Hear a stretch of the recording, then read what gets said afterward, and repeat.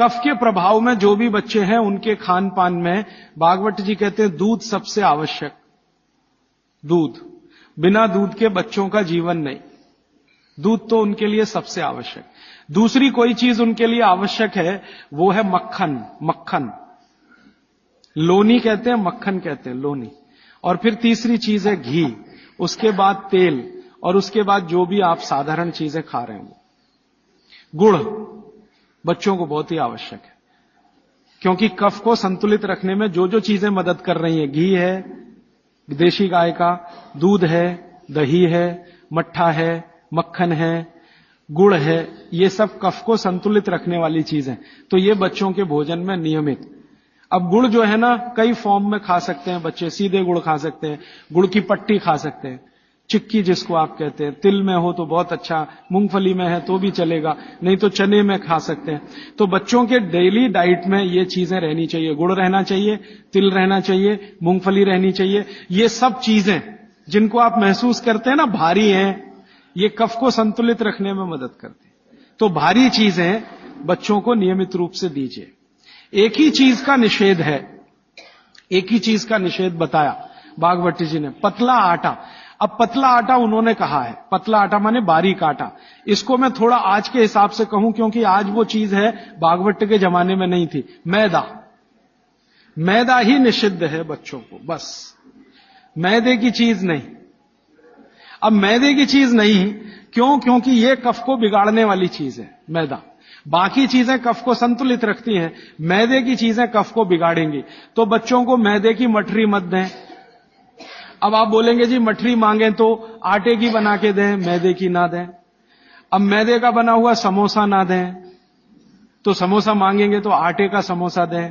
मैदे की कचौरी ना दें, कचौरी मांगेंगे तो आटे की दें। मैदा छोड़कर बाकी चीजों के बारे में भागवत जी कहते हैं कि बच्चे आसानी से प्रभाव कफ में उसको भी पाचन कर सकते हैं। अब मालिश हो गई, भोजन हुआ, फिर नहाने के लिए कहा है, तो मालिश पहले, स्नान बाद में। हमेशा स्नान के बाद मालिश करने को मना किया है, स्नान बाद में, मालिश पहले। तो अच्छे से मालिश करिए। आप बोलेंगे जी कितनी देर मालिश करें? तो इसके लिए बहुत सुंदर बात उन्होंने कही है। बच्चों की मालिश करते समय जब उनकी बगल में पसीना आ जाए तो मालिश रोक दें। घड़ी के हिसाब से नहीं बताया उन्होंने कि 10 घंटे करें कि 20 घंटे, 40 मिनट, या समय उन्होंने बताया नहीं, क्योंकि हर बच्चे के लिए वो अलग होगा। तो उन्होंने इतनी सुंदर ऑब्जर्वेशन दिया कि जब आप मालिश कर रहे हैं, बच्चे की बगल में पसीना आ गया तो मालिश बंद करें, बगल में पसीना आते ही। और वो ये कहते हैं कि कुछ बच्चे ऐसे हो सकते हैं जिनको बगल का पसीना जल्दी ना आए, तो हो सकता है उनके माथे पे पसीना आ जाए, तो मालिश रोक दें। ठीक है? तो मालिश के बाद स्नान। स्नान के लिए भागवत जी कहते हैं कि जो भी चीजें कफ को कम करती हैं वही चीजें स्नान में उपयोग करें।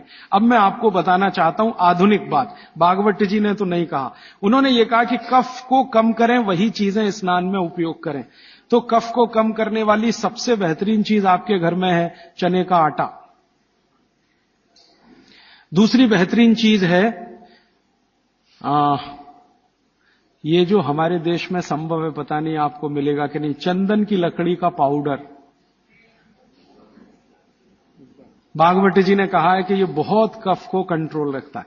तो चंदन की लकड़ी का पाउडर माने चंदन पाउडर, चने का आटा, और मोटा आटा कोई भी, गेहूं का हो, चने का हो, दाल का हो, मोटा आटा। फिर कहते हैं मसूर की दाल का आटा, फिर वो कहते हैं मूंग की दाल का आटा। ये सब कफ को कम करने वाली चीज है। तो कहते हैं बच्चों का स्नान इन्हीं से कराएं ताकि कफ कम रहे। मतलब सी बात है, साबुन ना लगाएं, क्योंकि ये जो साबुन है ना, ये केमिकल है। केमिकल माने सोडियम हाइड्रोक्साइड, सोडियम हाइड्रोक्साइड माने कास्टिक सोडा। ये कास्टिक सोडा तो कफ को भड़काने वाली चीज है, इसलिए बच्चों को साबुन गलती से भी ना लगाएं।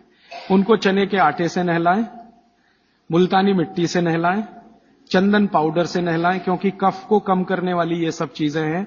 इन चीजों से ही स्नान कराएं। उपटन बना के रखें घर में, उपटन से स्नान कराएं। बच्चों को साबुन गलती से भी नहीं। और साबुन जो गलती से आप लगा रहे हैं और आंख में गया तो सर्वनाश कर सकता है आंख का, क्योंकि आंख कफ के प्रभाव में है और साबुन बहुत तीखा होता है, वो पित्त और वात के प्रभाव की चीजें हैं। तो दुश्मन मिल गए दो एक साथ, साबुन और आंखों का जल, तो तकलीफ करेगा। वैसे भी बच्चे बहुत रोते हैं साबुन आंख में लगे, तो आजकल टीवी में एक विज्ञापन आने लगा, बिना आंसू निकालने वाला साबुन दुनिया में हो ही नहीं सकता। ये मूर्ख बनाने के तरीके हैं आपको। कोई भी साबुन आंसू ना निकाले ये हो ही नहीं सकता, क्योंकि साबुन है ही पित्त और वात का, और आंखें हैं कफ की, लगेगा तो आंखों से आंसू निकलेंगे ही। हां, एक ही समय में हो सकता है कि साबुन में कास्टिक सोडा सबसे कम हो, ग्लिसरीन और तेल सबसे ज्यादा हो। तो ग्लिसरीन और तेल अगर सबसे ज्यादा है तो उबटन में ही तेल मिला के नहला देना, साबुन क्यों खरीद के ला रहे हैं? 35 रुपए का आता है Johnson and Johnson baby soap, 350 रुपए किलो। 35 रुपए का 100 ग्राम, 350 रुपए किलो। काजू से महंगा है, काजू 200 रुपए किलो, साबुन 350 रुपए किलो। बादाम से महंगा है, बादाम 300 रुपए किलो, साबुन 350 रुपए किलो। और नहा के जाएगा कहां? पानी में ही जाएगा ना। 350 रुपए किलो की चीज पानी में बाहर है। उससे अच्छा काजू खिला दें उनको, बादाम खिला दें। तो नहाने के लिए उबटन जो बहुत सस्ता पड़ता है, और क्वालिटी उसकी कैसे चेक करें कि कफ को नाश करता है, कफ को शमित रखता है, कफ को शांत रखता है, इसलिए उबटन का स्नान बच्चों को जरूरी। आगे बढ़ें। बच्चों का स्नान होने के बाद उनके खान पान का मैंने बता दिया। ऐसी चीजें उनको नियमित खिलानी है जो कफ को कम करती है। मैंने 3-4 चीजों के नाम लिए। दूध है, दही है, मट्ठा है, हर मोटा अनाज माने बाजरी है, जवारी है, ये सब कफ को शांत रखने वाली चीजें हैं।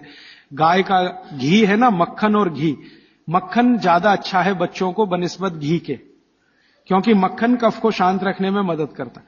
तो मक्खन ज्यादा से ज्यादा उनके भोजन में रहे, और बाकी सब चीजें दाल चावल जो भी आप खाते हैं अच्छा।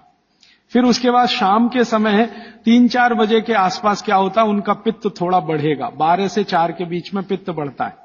12 बजे तक कफ के असर में है, 12 से 4 के बीच में पित्त बढ़ेगा। तो उस समय ऐसी चीजें खिलाएं जो घी की बनी हुई है, घी की बनी हुई चीज। और रात को ये बच्चे थोड़ा वात के असर में आते हैं। कफ तो सबसे ज्यादा है, लेकिन रात को वात के, तो वात को कम करने वाली चीजें रात को उनको दें। और वो मैं पहले दिन भी काफी बता चुका हूं। तो ये हो गया बच्चों की दिनचर्या। 7 बजे सोने के लिए का माहौल बनाने के लिए तैयारी करें। 7 बजे तक माहौल बने सोने का, तो 8 बजे सोएंगे। और माहौल बनाने में सबसे बड़ी मदद करेगा टीवी का स्विच ऑफ। मेरी तो आपको विनती है कि घर के छोटे बच्चे हैं ना, तब तक केबल कनेक्शन ना लें।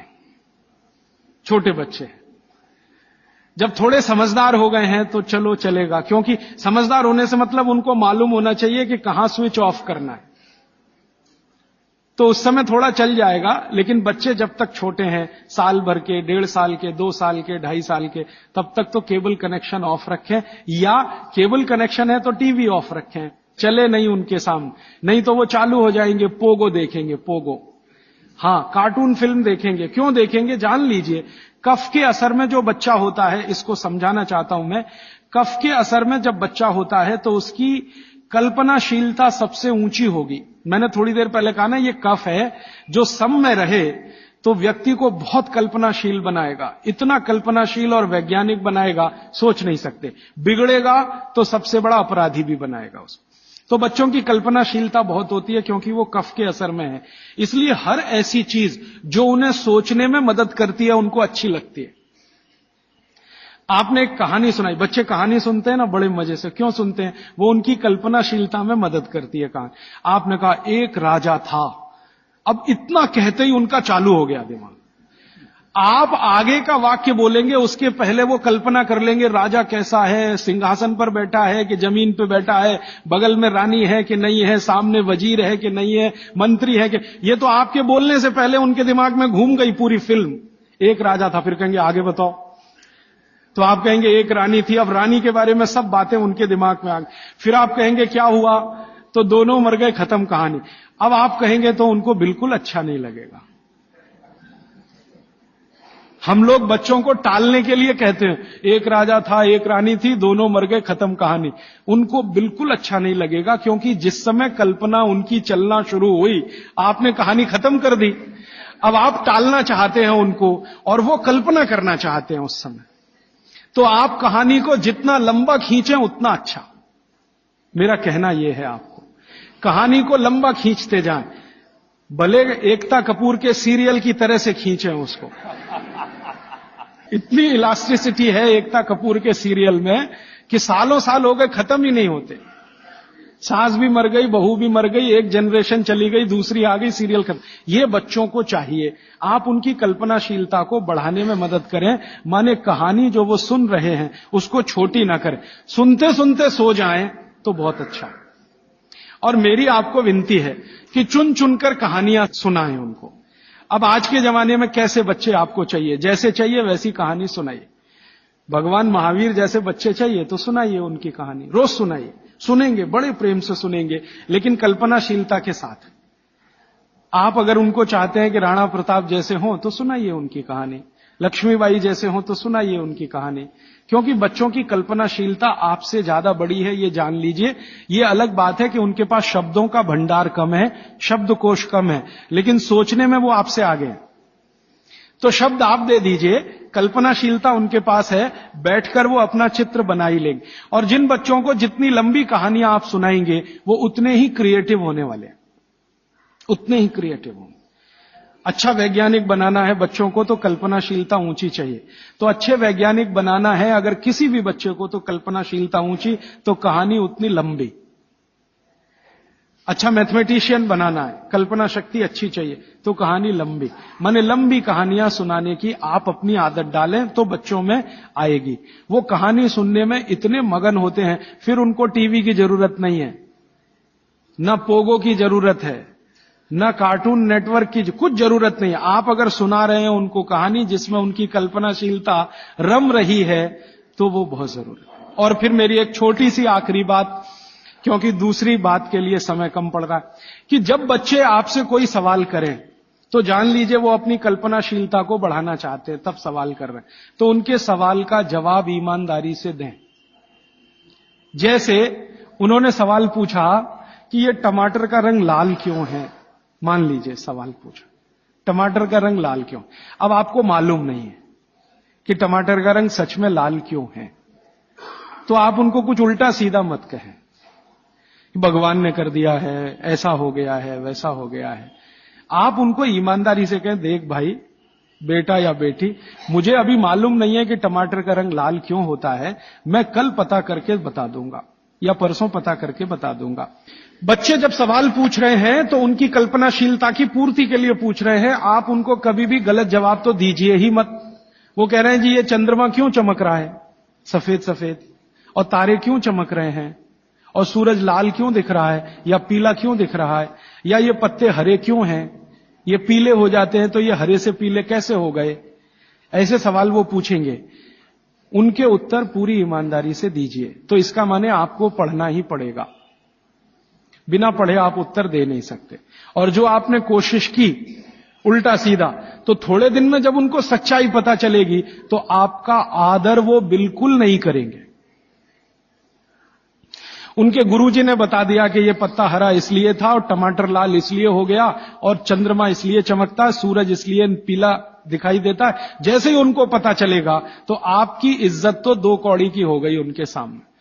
वो आपको कहेंगे जी आपने गलत बताया, मेरी टीचर ऐसा बोलती है। तो आपसे हटकर वो टीचर की तरफ चला गया, और टीचर की तरफ गया तो समझ लो बच्चा आपके हाथ से ही गया। जैसे जैसे उसका आकर्षण टीचर के प्रति बढ़ता जाएगा वो आपके कंट्रोल के बिल्कुल, फिर टीचर जो कहेगी उसको पत्थर की लकीर मानेगा, आप जो कहोगे उस पर कभी भी भरोसा नहीं करेगा। इसलिए मैंने थोड़ी देर पहले कहा बच्चों को बड़ा करना दुनिया का सबसे मुश्किल काम। तो आप बच्चों के साथ व्यवहार वैसा ही करें जैसा प्रकृति ने उनको स्वभाव दिया है। कफ का स्वभाव माने कल्पनाशीलता वाला स्वभाव, कफ का स्वभाव माने इमेजिनेशन, लिमिटलेस इमेजिनेशन। वो सीमा के पार जाके बात करते हैं। आप देखते हैं ना दुनिया के सारे बच्चे परेशान है हैरी पॉटर पढ़ने के लिए, है ना, और आप और मैं सवाल करते हैं जी हैरी पॉटर में रखा क्या है। कुछ नहीं है, उसमें तिलिस्म है, जादुई तिलिस्म है, वो सच्चा नहीं है, लेकिन उनकी कल्पनाशीलता में उनको बहुत आनंद दे रहा है, इसलिए करोड़ों किताबें बिक रही हैं हैरी पॉटर। आप पसंद करें या ना करें, क्योंकि बच्चे कफ के असर में हैं, कल्पनाशीलता उस समय सबसे ज्यादा है। तो जादुई बातें, तिलिस्मी बातें, जादूगर की बातें, ये सब उनको अच्छी इसलिए लगती है कि कल्पनाशीलता बढ़ाने में ये सब मदद करती है। ये जासूसी उपन्यास जितने हैं ना, बच्चे बहुत प्रेम से पढ़ते हैं, चाहे वो अमेरिका में हो या हिंदुस्तान में। बस अंतर है, अमेरिका में अंग्रेजी में पढ़ेंगे, हिंदुस्तान में हिंदी में जरूर पढ़ेंगे। चंदा मामा एक पत्रिका आती है बच्चों की, चंदा मामा या नंदन, चुन चुन के ऐसी कहानियां हैं उसमें जो उनकी कल्पनाशीलता बढ़ाती हैं। तो वो लड़ेंगे आपसे, चंदा मामा चाहिए, नहीं तो ये किताब चाहिए, अमर चित्रकथा चाहिए, ये चाहिए, ये चाहिए। अब आपके ऊपर है कि आप उनकी कल्पनाशीलता कितनी बढ़ा सकते हैं। 14 साल तक विशेष ध्यान रखें बच्चों का, जब तक वो कफ के असर में।